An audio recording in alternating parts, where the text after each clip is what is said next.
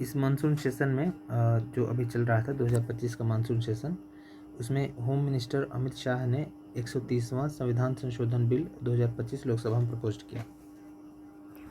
इस बिल का जो उद्देश्य, अभी ये बिल काफ़ी चर्चा में है। इस बिल का उद्देश्य यह है कि आर्टिकल 75, 164, 239 ए में संशोधन करना। इसमें आर्टिकल 75, 164 और 239 ए में संशोधन करना। आर्टिकल 75 केंद्र में जो मिनिस्टर होते हैं प्रधानमंत्री सहित उनके अपॉइंटमेंट से संबंधित है। इसी तरह 164 राज्यों में जो मिनिस्टर होते हैं उनके अपॉइंटमेंट से संबंधित होते हैं, और 239 ए में नेशनल कैपिटल रीजन में है, ये जो दिल्ली यूटी में है उसको लेकर है ये। तो इस जो 130वां संविधान संशोधन बिल है 2025 का, उसका उद्देश्य इसमें अमेंडमेंट करना है। इसमें यह प्रावधान, पहला प्रावधान यह है कि अगर कोई मिनिस्टर, चाहे वो स्टेट में हो, केंद्र में हो, यूटी में हो, अगर कोई मिनिस्टर अगर लगातार 30 दिन तक डिटेंड रहता है या अरेस्ट होता है, लगातार 30 दिन तक डिटेंड रहता है या अरेस्ट होता है, तो 31वें दिन उसको पद से हटाया जा सकता है। 31वें दिन उसको पद से हटाया जा सकता है। और ये उसको पद से हटाने का प्रावधान जो जो हटाएंगे वो राष्ट्रपति हटाएंगे, और ये किसकी सलाह पर होगा? पीएम की सलाह पर होगा। इसमें सीएम और पीएम भी शामिल है, मतलब उनको भी हटाया जा सकता है, इसमें पीएम और सीएम भी शामिल है। अब इस बिल को लाने का जो आधार ये था कि बहुत सारे ऐसे मामले आ रहे हैं, जैसे अभी कुछ दिन पहले दिल्ली में जो पहले मुख्यमंत्री थे, उन पर विभिन्न चार्जशीट थी। अरविंद केजरीवाल के मामले में देखा गया, वो कई दिनों तक जेल में रहते हुए भी मुख्यमंत्री पद पर बने रहे।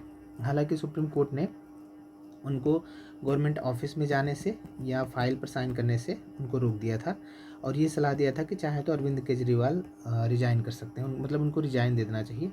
तो एक तरीके से अगर ऐसे लोग जिन पर चार्जशीट फाइल है या जांच चल रही या अरेस्ट हैं 30 दिन या उससे अधिक, तो ये बातें अगर फिर भी वो मंत्री हैं या मुख्यमंत्री हैं, ऐसे पद पर बने हुए हैं, तो ये संवैधानिक नैतिकता के खिलाफ है।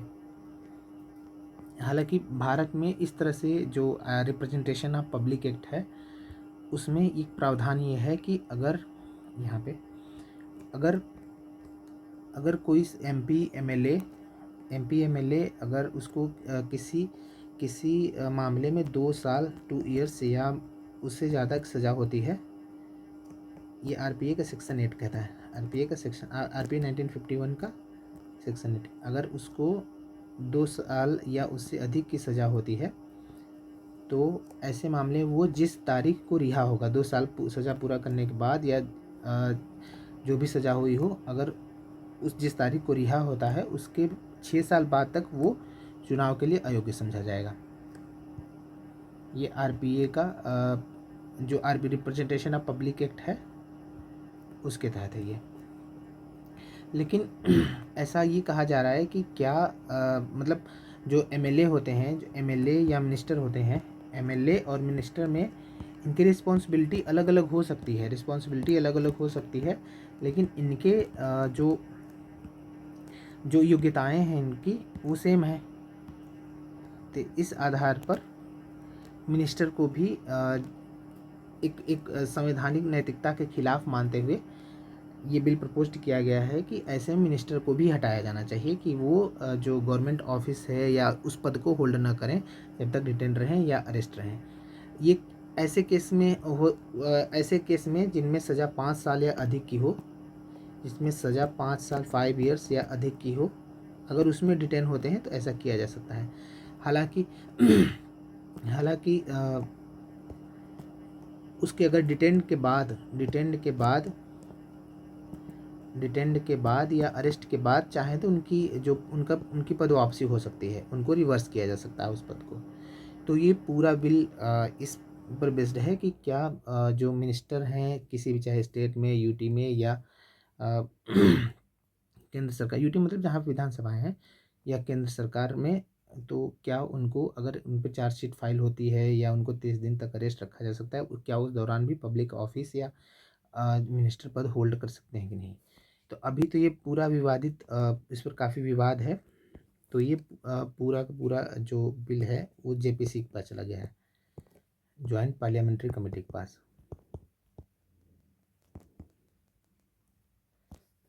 ज्वाइंट पार्लियामेंट्री कमेटी के पास ये पूरा बिल चला गया है। इस तरह के प्रावधान को लेकर लॉ कमीशन ने भी पहले से इसके पक्ष में समर्थन दिया है।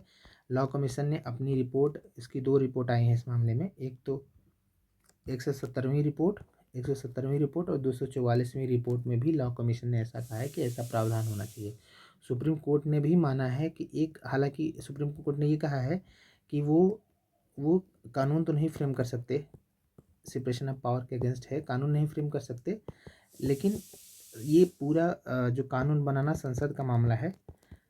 लेकिन ऐसे मामले में एक कठोर कानून होना चाहिए कि जिन पर सज़ा जो उनको अरेस्ट किया गया, डिटेन किया गया है, क्या वो मिनिस्टर बन सकते हैं कि नहीं, या वो उस दौरान मिनिस्टर पद पर रह सकते हैं कि नहीं। और लॉ कमीशन ने भी ऐसा कहा है। 170वीं और मतलब सजेस्ट किया है 170वीं और 244वीं रिपोर्ट में अपने। इसके अलावा इसके कुछ जो चैलेंजेज हैं, हालांकि एक केस था मनोज नरूला केस था 2014 का। उसमें सुप्रीम कोर्ट ने कहा कि ऐसे लोगों को जो अटेंड हैं या अरेस्टेड हैं, ऐसे लोगों को ये चाहिए कि उनको जब सरकारें मिनिस्टर, जब प्रधानमंत्री या सीएम उनको मंत्री बनाने के लिए सोचते हैं, ऐसे लोगों को मिनिस्टर बनाने से बचना चाहिए, ऐसे लोगों को मिनिस्टर पद देने से बचना चाहिए। ये सुप्रीम कोर्ट ने एक मनोज नरूला 2014 का केस था, उसमें मामला ये दिया था। एक मिनिस्टर थे तमिलनाडु के सेंथिल बालाजी। उनको सुप्रीम कोर्ट ने ये सलाह दिया कि अगर आप या तो अयोग्य हो जाइए, उन पर भी केस चला था, या तो आप अयोग्य हो जाइए या तो इस्तीफा दे दीजिए। उनको रिजाइन करने के लिए बोला था। तो उन्होंने बाद में रिजाइन कर दिया, और बाद में जब वो उन पर केस साबित नहीं हो सका तो उनको फिर से मिनिस्टर बना दिया गया, उनका पद वापस आ गया। इसमें जो चैलेंजेज आते हैं, एक तो अगर वो, क्योंकि वो चुन के गए हैं, तो ये क्योंकि जनता ने उनको चुना है तो इलेक्टोरल डेमोक्रेसी के खिलाफ हो जाता है, क्योंकि उनको जनता ने चुना है तो जनता को ही हटाने का अधिकार होना चाहिए।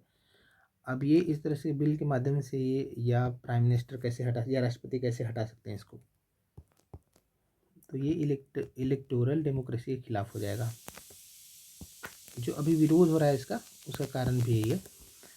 और दूसरा कि अभी भारत में जो किसी को दोष सिद्ध करना, ये अभियुक्त कोई ये थोड़ी ना कहेगा कि हम अभियुक्त हैं, तो ये अभियोजन के पक्ष में जाता है। अभियोजन को सिद्ध करना होता है, अभियोजन पक्ष को सिद्ध करना होता है कि ये व्यक्ति अभियुक्त है या ये इसने गुनाह किया है। ऐसे में केसेस काफ़ी लंबे चलते रहते हैं, तब भी उनको सज़ा नहीं हो पाती। तो ये पूरा का पूरा जो मामला था 130 जो कॉन्स्टिट्यूशनल अमेंडमेंट को लेकर था, इसमें ये बताया गया कि आर्टिकल 175 में, 164 में, 239 ए में संशोधन करके ऐसे लोगों को मंत्री पद से हटाया जाना